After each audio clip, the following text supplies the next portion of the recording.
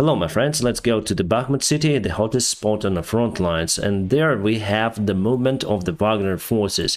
It was yesterday and it is today. As you can see, they advance from the north towards the railway, and also they're trying to advance from the south as well. According to the resources that I have, Wagners were able to penetrate the railroad to enter the residential area in this particular place. As for the Bakhmut, it has the big park over here in the central part of the city, and also these residential areas on the west side and on the north side over here. Well, the buildings there are not very high, mostly it's the private sector. The highest buildings are located over here. And for the Wagner PMC, it's a very hard task to move forward because Ukraine created the special defense lines, and every street in a city is now considered as the defense line. However, I do expect the fast advancement of the Wagner forces because they may take the park, and from the park they may spread their vectors to get control over the nearby residential areas. And the tactics for Russians is to destroy the most of the buildings on their way, because there could be the Ukrainian soldiers that will resist against their advancement. Today I saw the blog of one of the Ukrainian soldiers. He said that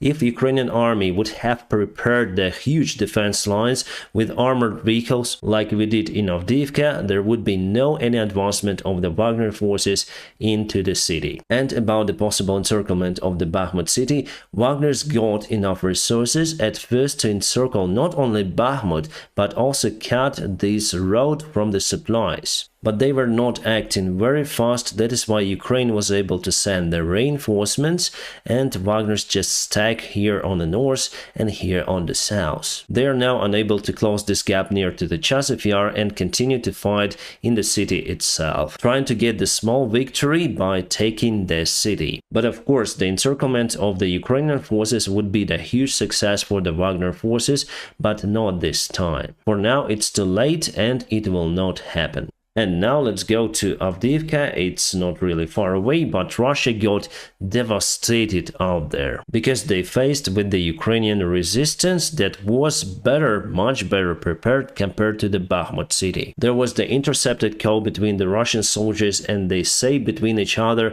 that they sent aviation over there. They continued to use artillery shells, but there is no any signs that they destroy something. With a very well prepared underground trenches, Ukrainian army may save lots of the lives of the soldiers. So then the Russian army goes on offensive. After artillery jab, they got many more losses. Just to remind you, Ukraine successfully moved towards this place, but for the recent 3 days there is no further movement. And there were no any movements on the other places of the front lines. That is why let's go to the latest updates and events. Okay, Prigozhin today said that the Ukrainian army is now ready for the counteroffensive that will happen somewhere. I expect it to be on the south part of Ukraine, and he says that Ukraine prepared around 200,000 soldiers for that particular mission. And also he said that there could be twice as many soldiers, around 400,000. And Prigozhin says that the Ukrainian army is waiting for the better weather to start the counteroffensive. According to the Institute of the War Researchers, the Russian advancement in Donbas slowed down, especially in Avdiivka and Marinka. I was really surprised that the Ukrainian army performed the counterattack maneuver in Marinka because that town was totally demolished. About the Bakhmut city, we understand that Russia got some success over there, but they were backed up by the Russian airborne divisions. So I predict that all of the Russian attacks in Donbas will just fade to dark without the new mobilization announcement in the Russian Federation. And Putin nowadays is really afraid to do it because the last year he lost lots of the points of his rating, and there were some riots inside the Russian Federation. And the next year is the election year for the Russian Tsar. Yes, in Russia they may put any number for the Putin on his rating, and after the elections he could become the president again, even with minority voted for his candidacy. But still, without the real major support from the Russian society, his power fades. and the risks for him to lose the power just after elections, not because of the people but because of the Russian elite, well, those risks are very high. Remember, Belarus was in riots after Lukashenko fake elections, but none from the Belarus elite supported the protesters, and in case of Russia, some forces from the Russian elite, maybe majority, will support those meetings, riots, and that could be a bloody coup with the power transition. Putin knows about that, and he doesn't want to make the Russian society more angry. The Russian people are already in a deep problem, in a deep shed because of the war that Putin started in Ukraine. This is the Bakhmut city nowadays. The footage was taken by the drone, so you can see that most of the buildings were devastated.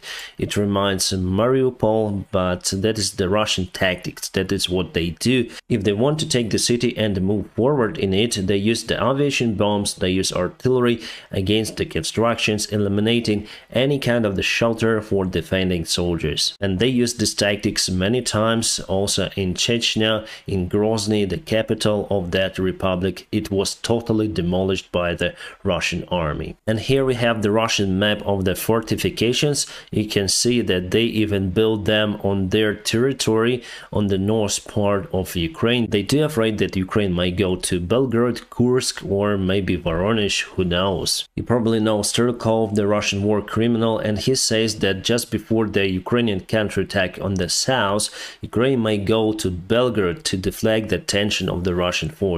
Well, I don't really think so, but anyways, it is the possibility.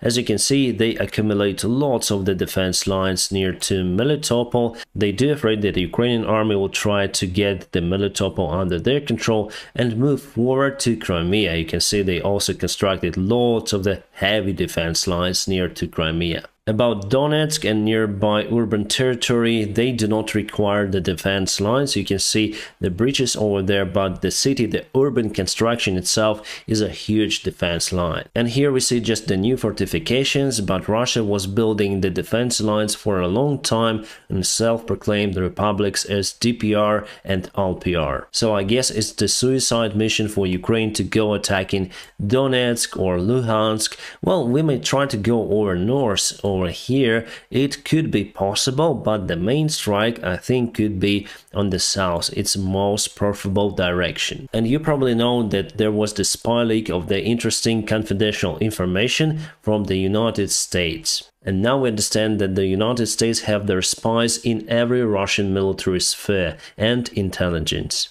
The spies gave the information for the United States about the future attacks, the rocket attacks, etc., and the United States shared this information with the Ukrainian officials. That helped us to destroy the Russian rockets more effectively, and probably that is why Russia wasn't able to destroy the Ukrainian infrastructure. And this year we'll be even exporting our electrical energy to the European Union countries. And what is interesting about the leaks, that the United States knows better about the future Russian actions than about the future Ukrainian army actions. In some of the cases, the United States had to spy on Ukrainians to understand the situation better. Well, it means that Ukrainian army command acts more or less independently. And today Russia blown up one of the bridges in Chernihiv Oblast. It's the north part of Ukraine.